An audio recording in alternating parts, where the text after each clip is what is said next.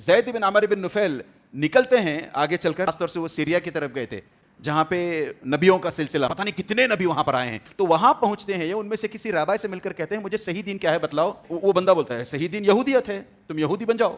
تو وہ کہتے ہیں ٹھیک ہے، کیا کرنا ہوگا مجھے؟ تو وہ کہتے ہیں کہ یہودی بننے کے لیے تمہیں اللہ کا جو غصہ ہے، اللہ کا جو غضب ہے، اس کا ایک شیئر تمہیں بھی لینا ہوگا.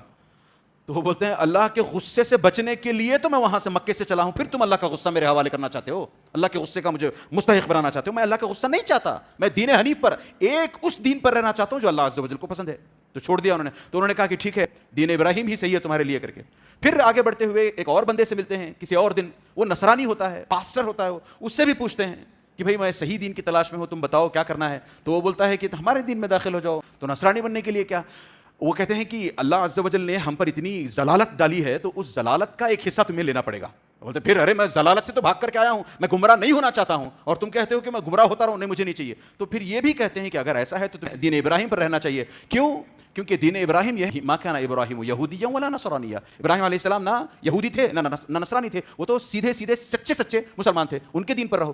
تب یہ جا کر کے اپنے آپ سے کہتے ہیں کہ اے اللہ عز و جل میں تیری عبادت اسی طریقے سے کرنے کی کوشش کرتا رہوں گا جیسے ابراہیم علیہ السلام نے کی ہے. اگر کوئی اور طریقہ ہے عبادت کا اس سے بھی کہیں بہتر ہے جیسے میں آج عبادت کر رہا ہوں تو مجھے بتانا.